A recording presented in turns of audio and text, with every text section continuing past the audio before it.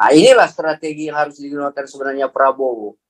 Ganjar juga dia berhati-hati dengan Islam garis keras. Oleh sebab itu di ranah kita seolah-olah kita bicara bahwa dia juga berislamkan begini. Kendati dia lagi menggunakan teori bunglon gitu.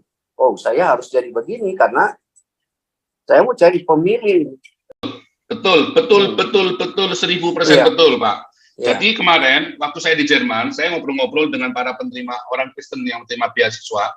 Mereka bilang, Pak, kita sulit, Pak. Saya bisa begini tuh bukan beasiswa karena dari negara, tapi saya nyari beasiswa dari luar negeri, bukan dari Indonesia. Jadi banyak sekali mahasiswa Kristen yang ada di Jerman tidak terima beasiswa dari pemerintah, tetapi dari luar negeri. Bagaimana dengan yang dari pemerintah? Dengan mahasiswa penerima beasiswa itu semua kadrun semua. Makanya yang ada di Berlin, yang ada di Jerman, yang ada di Aachen, di Aachen di Berlin, itu orang penerima beasiswa itu semua kadrun semua itu. Kemarin kita iya kan, kalau kita nolong Agustan karena dia mau mati gitu loh. Kalau dia sehat kita laporin polisi. Kalau dia mau mati kita ngapain dia mati? Orang sudah mau mati kok ya kita obatin. Kalau udah sembuh dia masih belum bertobat kita laporin polisi gitu. Tapi ini mau ada anak muda sehat mualaf disodorin ke kita kan gebut si Ceker Babi ini kan. Temennya si Ceker Babi memang nggak ada yang bagus temennya si Ceker Babi itu ya. Kacau semua. Kacau si Ceker Babi ini memang.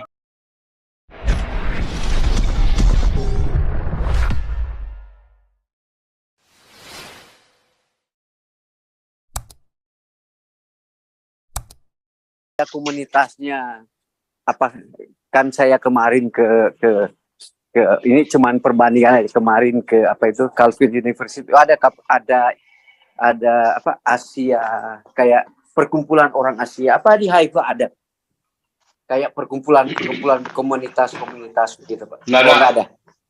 Kayak Indonesia, Malaysia atau nggak ada ya Pak?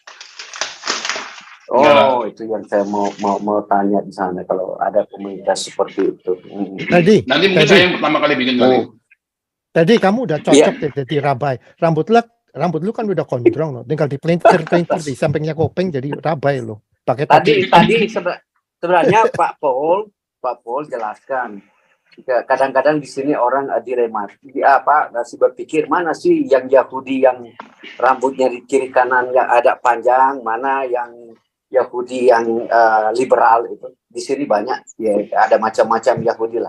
Supaya kita ini ada keterpahaman. Oh, ini dibilang dengan Yahudinya umpamanya Farisi, ini Yahudinya ini. Karena Yahudi itu Pak ada macam-macam kan Yahudi. Ada yang ortodoks benar-benar. Ya, ada yang di sini dia cuma pakai yang topi bulat itu tapi hidupnya biasa pakai jas seperti itu pokok sebenarnya harus dijelaskan pada teman-teman di tempat ini supaya bisa membedakan. Memang benar tadi Pak Frans tanyakan apakah ada juga dosen-dosen di sana yang berjenggot dan rambutnya dia memakai pakaian hitam bertopi koboi itu kan ada itu Yahudi apa itu sebenarnya harus itu supaya kita ada keterpahaman bersama. Nah, itu yang saya mau harapkan dari Pak Paul mau menjelaskan bagi kita semua perbedaan karena Yahudi di sana banyak juga aliran Yahudi bukan cuma satu ya kan ada yang Samaria lah ada Yahudi inilah itu. Ya, kemudian Pak, kalau saya bicara politik, kalau tadi bicara politik saya jujur aja mau melihat secara legitimasi si A, si B, si C ini ada fondasi partai untuk dicalonkan presiden. Sekarang bagi kita sekarang tinggal memilih siapa yang kita mau pilih. Karena memang mereka yang harus menjadi calon untuk presiden, tidak ada pilihan. Nah ini yang bagi kita tinggal kita pilih aja. Ya kalau kita bicara Prabowo tadi sebenarnya Prabowo adalah seorang latar belakang militer gitu ya. Dulu kita lihat nasionalismenya hanya karakternya aja yang orang bilang itu selalu individual sekali, individualistis sekali, selalu percaya diri. Kadang-kadang dari Pak Tobing dia tidak mau mendengar pendapat orang gitu. Kemudian cerita tentang mamanya Sigan, ya. Kebetulan mamanya itu orang Manado, tapi jadi nurse di Belanda. Maka si Pak Jojo ini, Kusumo ini, ya jemput dia di Belanda, maka terjadilah perkawinan. Sebenarnya nggak ada Islam di antara kedua-duanya ada Cina asli dan satu memang Kristen asli, Pak. Kemudian inilah yang salah satu latar belakang dari bapaknya Prabowo adalah salah satu pendukung Permesta. Bapak dialah yang menyuplai senjata dari Taiwan bawa ke Permesta di Indonesia. Itu sejarah begitu. Nah, oleh sebab itu ada mitos saya barangkali ya, cuma mitos, saya sebut mitos, ini Prabowo nggak bakal untuk jadi presiden. Tapi dari belakang mitos ya, saya nggak belajar dari belakangnya bagaimana apa dia sekarang gitu. Karena latar belakangnya yang itu, yang darahnya masih Manado, kemudian darahnya asli masih Cina saya bilang, kemudian dia sebenarnya hanya menumpang aja untuk menjadi agama Islam, tetapi dia bukan Islam yang orang bilang Islam yang sejati. Nah ini yang ranah ini saya yakin, percaya ini akan dibawa oleh Islam garis keras untuk mau melawan dia jadi presiden. Nah ini yang jadi bumerang. Kecuali ya saya tidak tahu strategi apa yang digunakan Prabowo nanti untuk melawan Islam garis keras ini. Yang notabene adalah berdomisili di Jawa Barat, Jawa Tengah, Jawa Timur. Nah, pemilih-pemilihnya populasi paling banyak di sana. Nah ini yang kita harus pikir, karena yang masalah politik sekarang bukan apa ya, kita khawatirkan ini Islam garis keras bergerak gitu dari MUI, Muhammadiyah dan NU. Ini yang kita khawatirkan. Persoalannya si A, si B, si C untuk itu barangkali kita boleh abaikan. Tetapi persoalannya yang saya bilang tadi, masalah ini Islam garis keras, dia akan bergerak menggunakan agama untuk mengangkat satu tokoh menjadi presiden. Nah, inilah strategi yang harus digunakan sebenarnya Prabowo. Ganjar juga dia berhati-hati dengan Islam garis keras. Oleh sebab itu di ranah kita seolah-olah kita bicara bahwa dia juga berislamkan begini. Kendati dia lagi menggunakan teori bunglon gitu. Oh, saya harus jadi begini karena saya mau cari pemilih. Karena kita ini pilih langsung dari rakyat. Nah, inilah strategi-strategi yang kita harus pahami. Kalau kita bicara ke permukaan tadi ya biasa-biasa aja.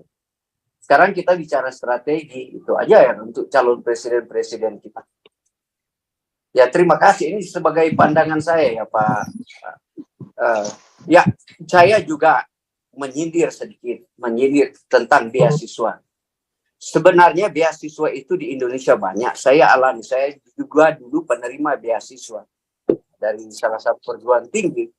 Tetapi Pak di sana beasiswanya sudah dikuasai oleh orang bilang Islam yang ada. Ya, oleh Islam Pak.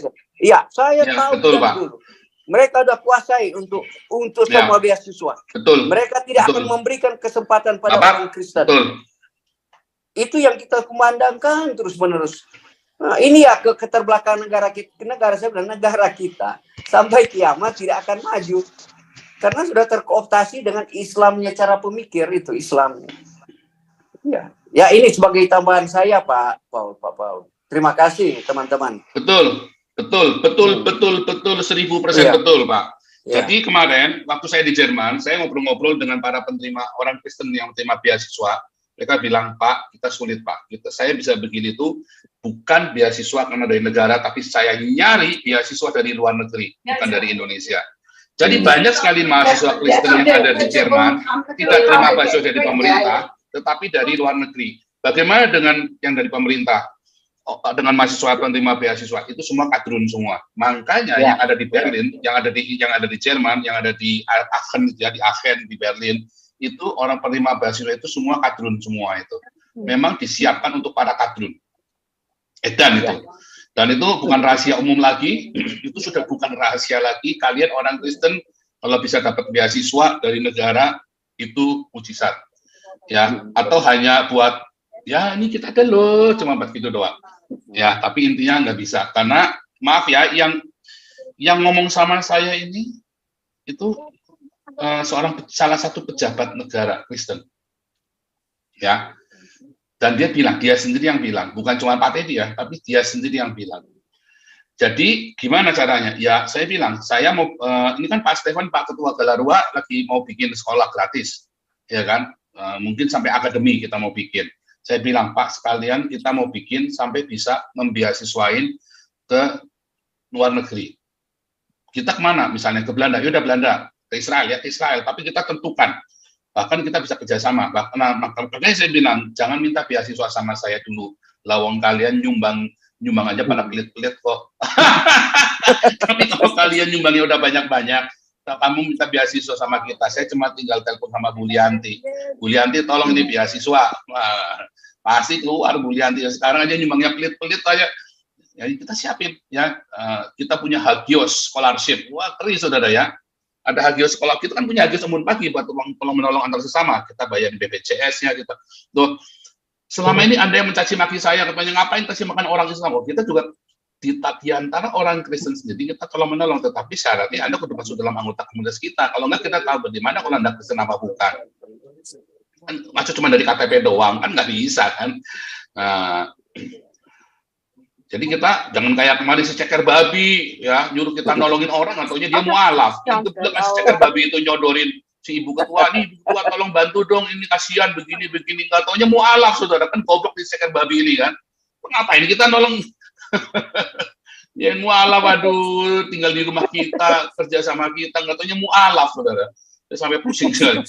Kemarin kita, iya kan, kalau kita nolong Agustan karena dia mau mati, gitu loh. Kalau dia sehat kita laporin polisi. Kalau dia mau mati kita ngapain dia mati? Orang sudah mau mati kok, ya kita obatin. Kalau udah sembuh dia masih belum bertobat, kita laporin polisi. Ini gitu. Tapi ini mau ada anak muda sehat, mualaf, disodorin ke kita, kan gebot si ceker babi ini kan. Temennya si ceker babi memang nggak ada yang bagus, temennya si ceker babi itu ya. Kacau semua. Kacau si ceker babi ini memang. Aduh, ya memang ya. Ya, saya mau ngomong pengalaman saya nih. Jadi ketika kita waktu mengunjungi makam King Daud di Yerusalem, Rabai itu menghampiri saya, seorang Rabai, terus dia tanya, dari Indonesia ya? Oh iya, terus dia berikan secari kertas, ada tulisan begini, Pastor. Tidak bersaing dengan orang lain dalam bisnis demi kebaikan dan selalu menyadari bahwa kemakmuran hanya berasal dari Hashem, tidak menyakiti siapapun di dunia. Jadi betapa luhurnya ya orang-orang Yahudi ini ya Pak. Kenapa kok orang Indonesia selalu mencap mereka tuh nggak benar gitu. Ini saya simpen selalu nih tulisannya ini. Dia bilang di bawah kalau mau lihat lebih jelasnya rapberland.com. Jadi ini kata-kata mereka bahwa semua kemakmuran hanya berasal dari Hashem dan tidak menyakiti siapapun di dunia. Ini seorang rabai Yahudi loh yang kasih ke saya. Itu aja Pastor. Saya mau aktif lagi. Thank you. Luar biasa. Lanjut, siapa lagi?